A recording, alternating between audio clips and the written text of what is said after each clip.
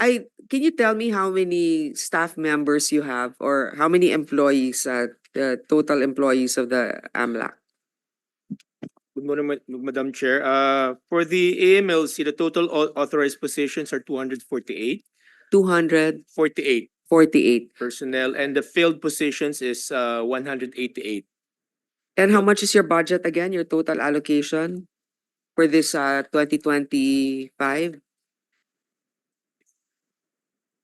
We are proposing, Madam Chair, for 346 million, 30,574 pesos, Madam Chair. Okay. See, the reason why I'm asking, of course, the importance of your agency has come to light with the recent Alex Guo case, right? You helped in our executive session, and um, one of the things that actually um, made me realize is that usually, like a bank in itself, will have an entire floor dedicated to compliance. Okay. And then AMLAC, you only have 346 million in your budget. Okay. So you basically, so can you tell me, you basically just rely on the reports of the banks, right? If let's say they go over the 500,000 threshold in transactions. So you don't actually, let's say I own a particular bank or I manage a bank. Kung hindi ko sasabihin sa inyo na may transaction dito over that, hindi naman ninyo makikita, right? Madam Chair, for the information of this committee, Madam Chair, the AMLC gets its information, number one, from the CTRs and STRs submitted by the banks, among other covered persons like the NFBPs, lawyers, jewelry shops, casinos, real estate brokers and developers, among other DNFBPs. Another information source for the AMLC are the information coming from law enforcement agencies and government agencies, from which we have MOUs with, like the NBI, the PNP, the other government agencies also. So usually, so what you're trying to say, sir, is if it's submitted to you, correct? They are submitted to us, Madam Otherwise, Chair. they also submit a report maybe of the entire transactions of the bank for covered persons. But siguro kasing dami ng kwarto na to, so you don't have the manpower anymore.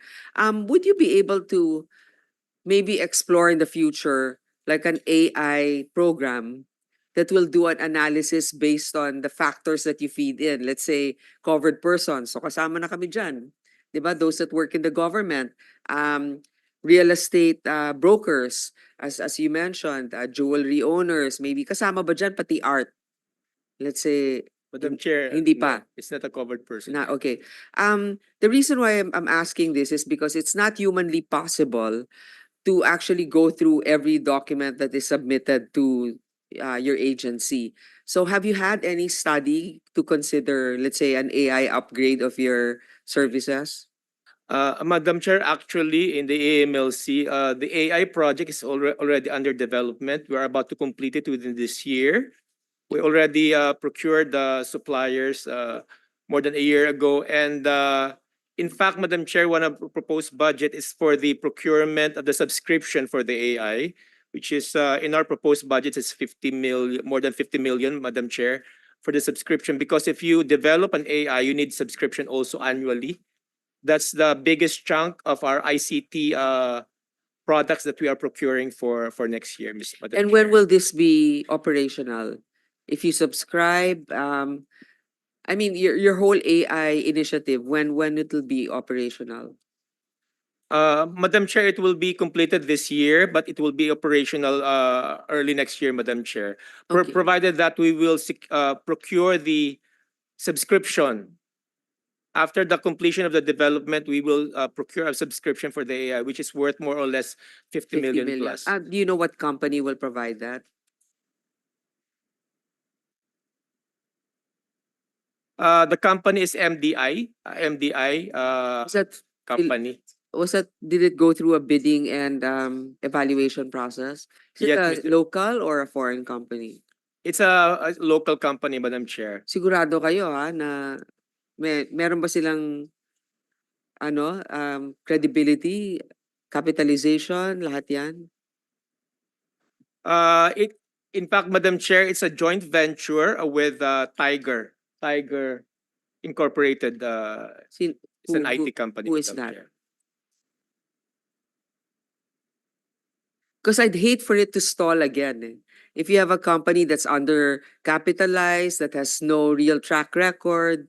So can you just submit that to our committee, sir? Yes, Madam Chair, we will submit the details And then about can the you joint tell me venture. our status with the Philippines still being kept in the gray list?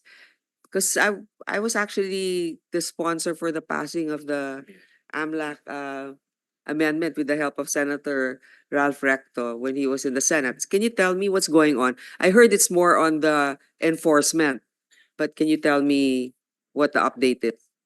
Madam Chair, there are some good news regarding our efforts to exit the gray list. During the last cycle of the reporting cycle with the FATF, Madam Chair, we already upgraded the 3 action items during the last reporting cycle. We have 3 remaining action items, Madam Chair. That is, Tell me what the first 3 items that you were able to comply with.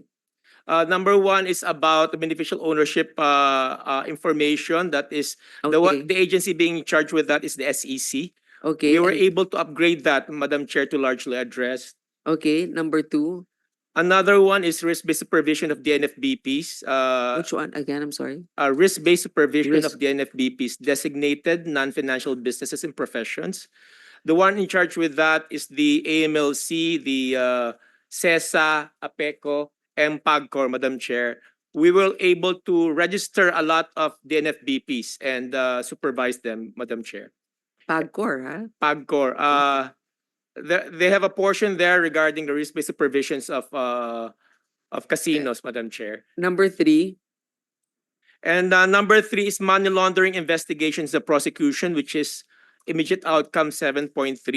We were able to investigate more money laundering cases, and the DOJ was able to file and initiate the preliminary investigation of more money laundering cases. So ano na lang ang kulang natin? There are 3 more. What do we Tatlo na lang po. Number 1 is PAGCOR. Handun pa rin po yung PAGCOR, yung IO 3.2. Ano yun? Yung tungkol po sa junket operators. Yan po yung naiiwan pang isa. Number 2 po, ito po yung terrorism financing prosecution, which is immediate outcome 9.3. Meaning po, we need to file more terrorism financing cases until the end of this cycle, which is this month. So it's just a matter of number of cases being filed. Numbers na lang po sa terrorism financing. Ang pangatlo po yung cross-border implementation of cross-border measures. Ang in charge po dito yung ating Bureau of Customs. Yan na lang pong naiiwan na action items. If you remember po, in June 2021, 18 po yung recommended action items po natin na inimpose sa atin ng FATF through the joint group. Pero ngayon na lang po, 3 na lang po siya. And we are hopeful na we will comply with all these action items by October of this year, meaning pag na-comply po natin ng action items by October this year, by early next year, which is January, malaki pong probability yung on-site visit na po. Teka muna, ha? Mahirapan. Kasi meron ka ditong cross-border measures with the BOC and modernization. Yes. Hindi pa sila ready. Di ba? They're still just getting they're still trying to digitize. Sir, can you react to what he's saying? Because you're part of why there is